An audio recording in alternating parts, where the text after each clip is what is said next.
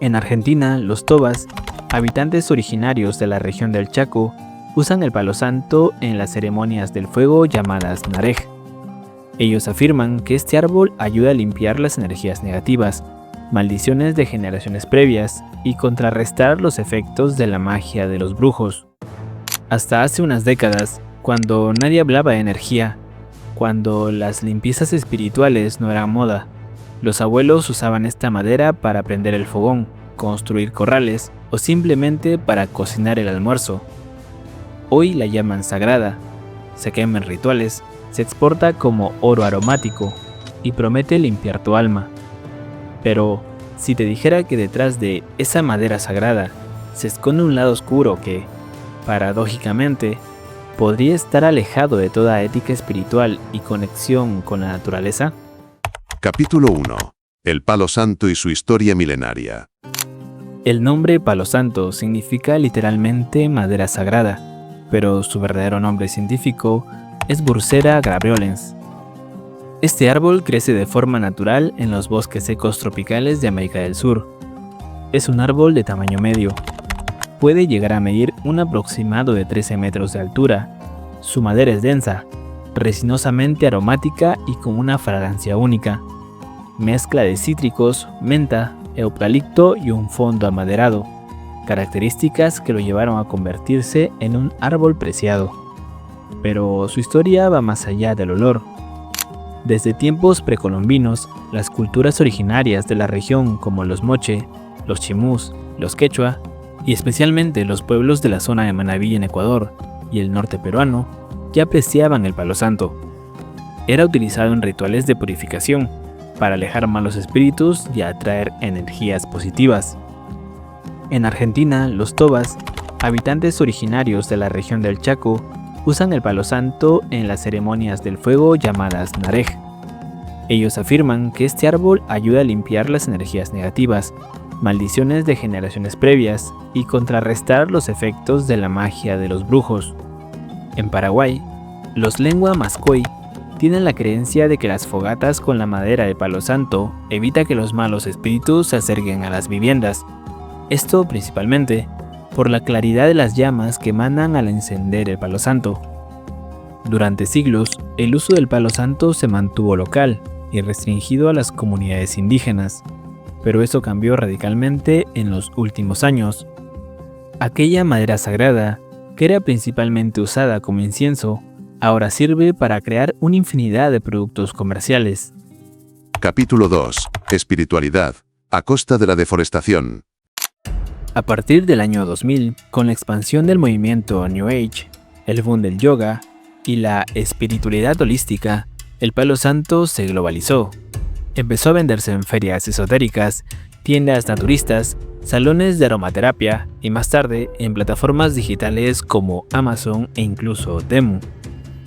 Pasó de ser un humilde elemento ritual indígena a convertirse en un accesorio de bienestar premium, comercializado en frascos de vidrio, empaques minimalistas y con etiquetas que prometen energía positiva, purificación espiritual y conexión con la naturaleza. Según los datos de bolsa.com, Ecuador representa aproximadamente el 20% de los embarques globales de palo santo, muy por detrás del 37% de Perú. Solo entre estos dos países abarcan más del 50% del palo santo que se comercializa en el mundo. Pero aquí algo importante. La tradición ancestral cree que esta madera sagrada debe recolectarse únicamente de árboles que han completado su ciclo de vida de forma natural, es decir, de árboles muertos por causas naturales, que han permanecido en el suelo por años permitiendo que su resina se condense y potencie sus propiedades. Sin embargo, el mundo moderno olvidó ese detalle importante. El palo santo no se cosecha, no se cultiva como una verdura. Debe morir naturalmente, secar por años y luego ser recogido con respeto.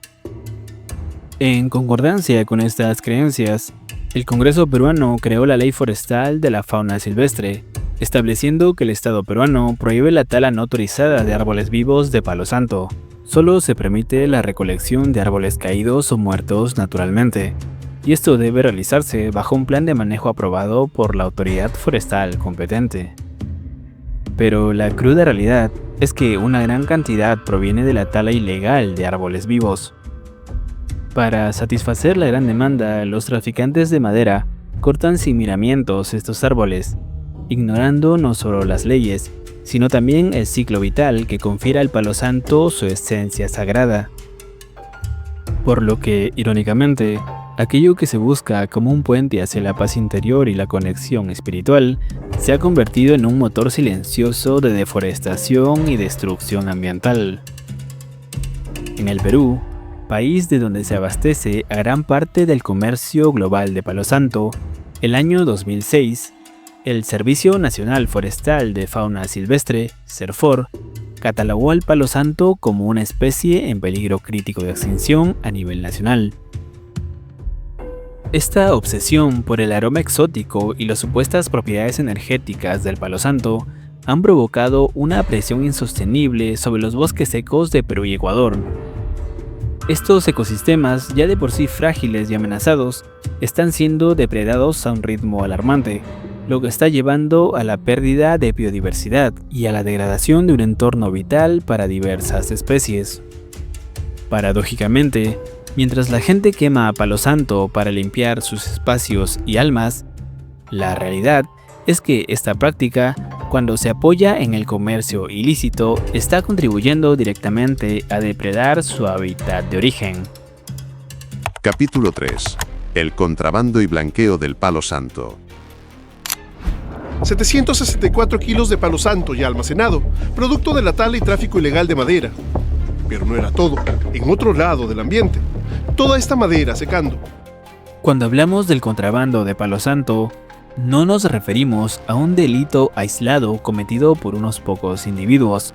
Estoy hablando de las redes criminales transnacionales que operan en el lucrativo mundo del contrabando de recursos naturales.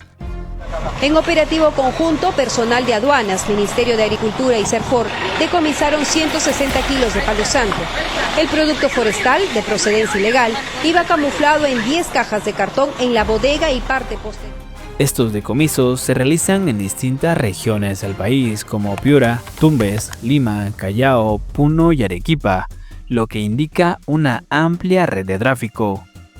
Más allá de la tala directa, existen otras tácticas necesarias para el comercio ilegal de palo santo.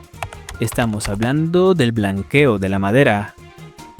Este proceso sofisticado permite que el palo santo, obtenido de forma ilícita, se infiltre en los canales de distribución legales, llegando eventualmente a las manos de consumidores bien intencionados, que sin saberlo, están perpetuando un crimen ambiental. El año 2022, en Arequipa, Perú, el Servicio Nacional Forestal de Fauna Silvestre y Aduanas confiscaron 12 toneladas de palo santo ilegal. Este cargamento es uno de los más grandes de los últimos años, proveniente de un árbol considerado en peligro crítico de extinción. Esta madera ilícita no es vendida directamente en las calles. En su lugar, es ingeniosamente mezclada con lotes de palo santo que sí cuentan con alguna documentación o permiso de origen legal. Es un camuflaje perfecto. Los contrabandistas aprovechan vacíos legales, la falta de fiscalización estricta y en ocasiones incluso la corrupción para legitimar volúmenes enteros de madera que nunca deberían haber salido del bosque. Una vez que el palo santo ilegal se mezcla con el legal, se vuelve casi indetectable para las autoridades y los compradores. Las etiquetas, certificados o facturas que lo acompañan pueden ser válidas para una porción de lote, pero encubren la procedencia ilícita del resto. Para el consumidor final, es una lotería. Ese paquete de palo santo que compras en una tienda esotérica o por internet podría contener madera robada de la naturaleza.